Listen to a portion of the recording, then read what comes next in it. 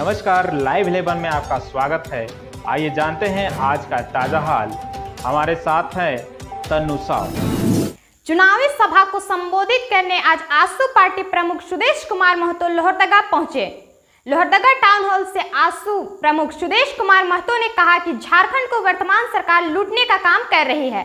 आज युवा बेरोजगार है, किसान परेशान है, इनके सारे योजना जनता को ठगने वाले हैं, चाहे वो मैया योजना हो या अबू आवास योजना हो।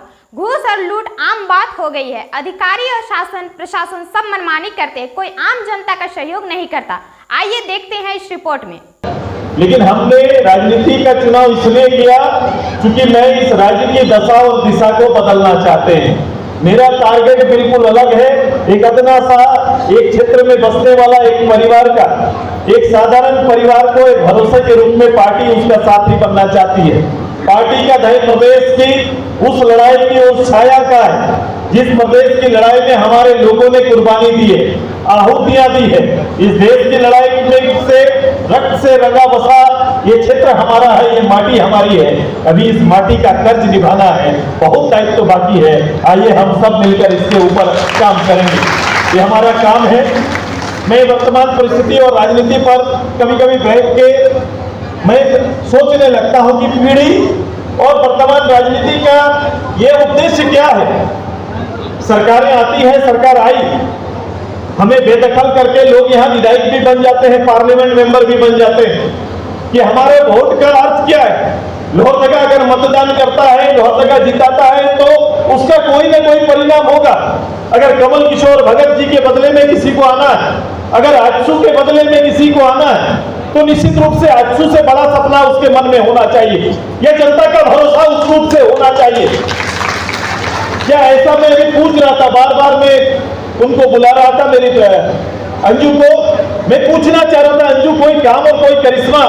आदरणीय हमारे विधायक जी और मंत्री, राज्य के एक बड़े मंत्री, ऐसे पदाधिकारी, केवल वो राजनेता नहीं है बल्कि इस प्रदेश से आईपीएस जैसे पद को नेतृत्व दिया है और आईजी जैसे पद से रिटायर होने के बाद समाज सेवा में आए हैं। तो समाज को डबल भरोसा था। एक प्रशासनिक व्यक्ति जिनके प्रशासनिक क्षमता का लाभ शायद लोहरदगा को मिले, और ऐसा कि एक अगर विधायक के रूप में जाएंगे, वित्त मंत्री के रूप में और खाद्य आपूर्ति मंत्री के रूप में बैठेंगे तो निश्चित रूप से इस क्षेत्र का कोई ना कोई विकास होगा और यहाँ के लोगों का भरोसा बढ़ेगा। मैं इन तीनों दायरे और कार्य क्षेत्र पर ही आज बात करूंगा। ये डॉक्टर साहब का, इनका कार्य और दायित्व पर ही बात करेंगे। एक प्रशासनिक पदाधिकारी होने के नाते ये भरोसा लोहरदगा की जनता को तो रहा होगा कि इनके आने के बाद यहाँ का लॉ एंड ऑर्डर अच्छा होगा। ये तो भरोसा होगा कि पुलिस या महकमा में काम करने वाले यहाँ के सरकार के माध्यम से बेहतर डायरेक्शन देंगे ताकि इस जमीन पर कोई इस तरह का उपद्रव ना हो और आपस में जो समन्वय है हमारा वो बना रहे। क्या ऐसा संभव हो पाया? क्या ऐसा संभव हो पाया क्या? अमन चैन में इनकी भूमिका रही है क्या?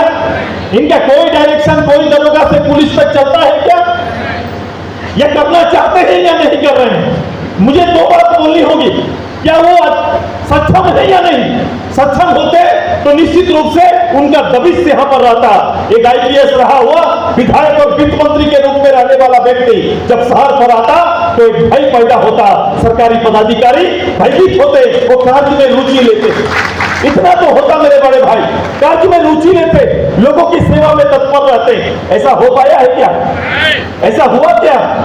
अगर ऐसा होता तो मैं केवल आपके डिपार्ट पर आता हूं, मैं आपके डिपार्ट पर आता हूं, केवल आपके खाद्य संस्करण या खाद्य आपूर्ति विभाग पर आते हैं कि खाद्य आपूर्ति आपने पूरे 5 साल में आपके बारे में अगर हम कहीं चर्चा करें तो मुझे भी, मैं पूरा विपक्ष कभी होता नहीं हूं, मैं हमेशा सकारात्मक चीजों को भी रखता हूं कि सरकार ने यहाँ के आम गरीब के लिए लगातार पिछला 2 साल 3 साल तक ये चर्चा करता रहा कि मैं यहाँ के लोगों के लिए मुफ्त राशन देने की व्यवस्था करेंगे।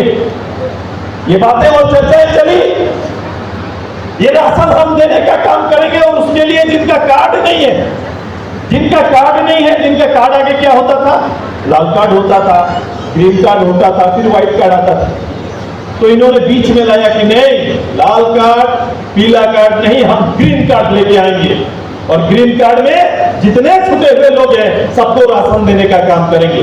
ये हुआ कि नहीं? बीच में कार्ड बना, कार्ड का समय क्या रहा, कितना हुआ नहीं हुआ जाने दीजिए, लेकिन आप देखो कि भाई कार्ड आगे कैसा होता था पिताजी के नाम पर। कार्ड आगे किसका? कार्ड जब भी हमारा लाल कार्ड बना है या पीला कार्ड तो हमारे पिताजी के नाम पर होगा, दादा के नाम पर होगा। अब उनके नाम पर है, बेटा बेटी लोग बड़ा हो गया, शादी ब्याह हो गया, घर अलग हो गया। जब घर अलग हुआ तो क्या उसके बाद जब राशन उठाएंगे तो उसके सामने बेटा खड़ा रहेगा कि मेरा 5 किलो का हिस्सा हमको दो, मैं अपना द्वार लेके जाऊंगा। ऐसा है संभव कि बेटी या बहू ऐसा अलग लेके जाएगी? ऐसा संभव नहीं है। ऐसा संभव यदि नहीं है तो उसके लिए आपको करना था कि आपको अलग कार्ड देना था। जैसे ही नाम दर्ज है, जैसे ही बेटा अपना नाम हटाना चाहता है, एक बेसिक त्रुटि, कोई नाम डिलीट हो पाया क्या? कार्ड से कोई नाम जोड़ा ना हटा, वो क्या? बता दो हमको। कोई नाम जुटा है, ग्रीन कार्ड देने के नाम ग्रीन कार्ड क्या हुआ? एक आदमी के नाम पर कार्ड बना। यदि हाँ आपका कार्ड बन रहा है तो सुरेश उरांव जी का बन गया, पत्नी का नाम छूट गया, 2 बच्चे हैं उनका नाम छूट गया। वो है कि नहीं? बोलिए। 4 आदमी खाने वाला है लेकिन एक आदमी के नाम कार्ड देके ये लोग अपना पूर्ति समझ लिया। मैं इसीलिए बार बार बोलता हूं कि ये ऐसी पहली सरकार है जो अपने ही पब्लिक को ठगने का काम करती है।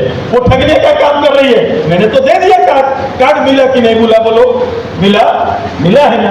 तो मेरा पति का नाम नहीं है, मेरी वाइफ का नाम नहीं है, मेरे बच्चों का नाम नहीं है। जिसको 4 यूनिट 20 किलो मिला है वो 5 किलो अनाज में भी जी रहा है। हो रहा है कि नहीं हो रहा है? बोलिए।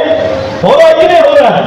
एक भी नाम रामेश्वर बाबू हो सके, मैं पूछ रहा हूं कि लोहरदगा में अभी आज के दिन कोई इच्छा करेगा कि मेरा नाम मेरे बेटा घर में आया है, 1 यूनिट खाने का आ गया या बेटी आ गई, हम जोड़ सकते हैं? ऐसा हो सकता है क्या?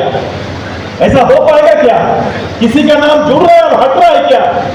नहीं जुड़ रहा है ना कोई हट रहा है। तो भाई साहब जिस डिपार्ट को आपने नेतृत्व किया, इस डिपार्ट में अभी भी यहाँ पर इतना ज्यादा निर्णय नहीं हो पाया।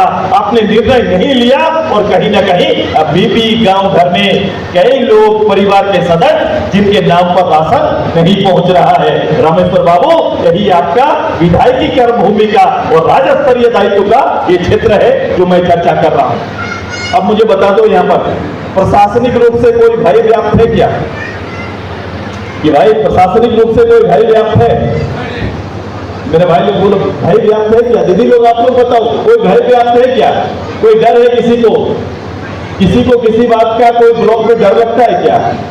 आज के दिन में कर्मचारी को बोलोगे ये ठीक कर दीजिए, नहीं करिएगा तो हम शिकायत करेंगे, तो सीधे बोलता है जाइए किसके पास जाना है, कोई मेरा कुछ नहीं बिगाड़ सकता है। होता है कि नहीं होता है? बोलिए। अब बताओ, एक राज्य में शासन का भय नहीं है, डर नहीं है? बोले जिसके पास जाना है और सीधे तो मुख्यमंत्री का नाम ले लेते हैं। एक कर्मचारी मुख्यमंत्री का नाम ले लेते हैं। जाइए जहां जाना है, किनके पास जाइएगा? रामेश्वर बाबू के पास जाइएगा, हेमंत बाबू के पास जाइएगा, जाइए जो करना है करिए, मेरा कोई कुछ नहीं बिगाड़ सकता है कि नहीं? है कि नहीं? बताइए, ऐसा है कि नहीं? जहां भी अराजकता के खिलाफ में कोई गलत हो रहा है उसके खिलाफ में अगर आप बात उठाते हैं तो सीधे वो चुनौती मुख्यमंत्री और वित्त मंत्री को देने लगते हैं। ये व्यवस्था है। शासन का भय कहीं पर दिखाई नहीं देता है। ये शासन के नाम का एक शून्यता यहाँ पर है, इसीलिए अराजकता व्याप्त है और यही अराजकता इस राज्य का नाश करेगा। और इसी के लिए आपको जैसे दायित्व वाला पार्टी को, हम जैसे लोगों को, एनडीए को खड़ा होना पड़ेगा। इस शासन को जब तक बेदखल नहीं करेंगे नहीं तो ये राज्य को कहीं ना कहीं भूमि की तरह समाप्त कर देंगे। ये तैयारी हम सबको करनी है। हम सब, इसलिए मैं कह रहा हूं कि आज के दिन में मैं पूछ रहा था, मुख्यमंत्री मंच पर खड़ा होकर जब इधर मोटरसाइकिल रैली निकालकर अपील कर रहे थे तो कहे थे कि बीए तक की पढ़ाई मेरी बेटी मेरी बहन फ्री करेगी। मैं भी पूछ रहा था, सरकारी कॉलेज को यहाँ पर है तो सरकारी कॉलेज में पूछ रहा था दाखिला, तो कुछ नहीं लगना चाहिए, फ्री पढ़ाई है ना बच्चों का, कि बेटियां फ्री पढ़ रही हैं कि नहीं पढ़ रही हैं? पढ़ रही होंगी इसलिए चुपचाप है। अच्छा, हम पूछेंगे तब जवाब देंगे। बताओ, सेमेस्टर वाइज पैसा लगता है कि नहीं? सरकारी कॉलेज में 1200 गर्ल्स को लग रहा है और बच्चों को 3000 रुपया लगता है कि नहीं लगता है? अब बताओ ये कौन पढ़ाई पढ़ा रहे हैं भाई साहब? कहाँ पढ़ा रहे हैं, कहाँ हमारे बच्चे पढ़ रहे हैं और किस रूप से आपने कहा उसको लेकर कोई नहीं सुनता है, जीरो है, उस पर कोई काम ही नहीं है। वो कई विषय है जिसको छुआ ही नहीं, किसी पर काम ही नहीं किया। जो भी योजना शुरू में आए, मैं फूल नहीं लूंगा किताब लूंगा बोले। शुरू में जब आए हेमंत जी बोले मुझे फूल लेके नहीं आना, किताब देना। मैं बोला किताब जितना भी मिला है कभी पढ़ के तो पढ़ लीजिए कि किताब में क्या है क्या नहीं है, कौन सा किताब आपको मिला, पढ़ाई पढ़ लेते। अब बोले हम आएंगे तो परंपराओं को एकदम अक्षुण्ण रखेंगे। एक दिन सखुआ का पत्ता से कैबिनेट खाना खाया, फिर कभी कैबिनेट दूसरे दिन कैबिनेट सखुआ का पत्ता दिखाई नहीं दिया। बोला सरकारी जितना भोज भात होगा उसमें मुझे लगा कि साउथ के तर्ज पर जैसे प्लेट के ऊपर केला पत्ता रख के लोग खाते हैं कि नहीं खाते हैं। मुझे लगा ये परंपरा यहाँ बहाल हो जाएगी, एक अच्छा बात हो जाएगा। सखुआ से हमारा रिश्ता है, वो मेरे भोजन के साथ भी वो जुड़ा रहे और लोगों के जहर में रहे। शायद ऐसा परिपाटी लाएंगे, रिश्तेदार पार्टी है ऐसा सोचेंगे। लेकिन 2 दिन बाद ही सरकारी अफसर लोग बता दिया ये सखुआ में कौन खाएगा सर, इसको हटाइए, प्लेट में खाएंगे, कावेरी से प्लेट आएगा, प्लेट से खाएंगे और खाने का काम करेंगे। यही हालत है कि नहीं? बोलो सर्किट हाउस में मिलता है क्या, सखुआ पत्ता रखता है क्या? हाँ, रामेश्वर बाबू आते हैं तो सखुआ पत्ता परोसते होंगे लोग, ऐसा है क्या? अब बताओ ये किस चीज को बढ़ावा दे रहे हैं? ये सरकार किसको लेकर आगे जाना चाहती है? ये सरकार आई, अभी दादा बता रहे थे कि हम आएंगे नियोजन नीति बनाएंगे, हम आएंगे विस्थापन नीति बनाएंगे, हमारी सरकार आएगी हम रोजगार देने का काम करेंगे। ये तीनों नीति पर कोई काम ना हो पाया, राजनीति हो गई। ये राजनीति आज नहीं कर रहे, 40 साल पहले भी ये कांग्रेस और झारखंड मुक्ति मोर्चा विधानसभा चुनाव प्रभारी जितेंद्र जी, निर्मला भगत जी, अली जी और बुमला से आए हुए हमारे वर्तमान सरकार लूट और झूठ में पड़ी हुई है। हमारे युवागण थकते ही जा रहे हैं, हमारे युवागण रोजगार के लिए दर दर भटक रहे हैं। विशेषकर ग्रामीण क्षेत्र के हमारे युवागण पलायन कर रहे हैं बाहर। वो कुछ शिक्षा की कमी के कारण जाते हैं, लेकिन जो पढ़े लिखे हैं और नौकरी नहीं मिलने के कारण वे चले जाते हैं, लेकिन बाकी लोग ऐसे ही घूमते फिरते ही रह जाते हैं। तो हमें देखना है, हमारे युवाओं से भी मैं कहना चाहती हूँ कि आप सभी एकजुट होइए, एकजुट रहेंगे तभी हम आगे बढ़ सकते हैं। तो हमें एक साथ में मिलकर आगे बढ़ना है और आने वाले दिन में हमें लोहरदगा में आसू पार्टी का झंडा लगाना है।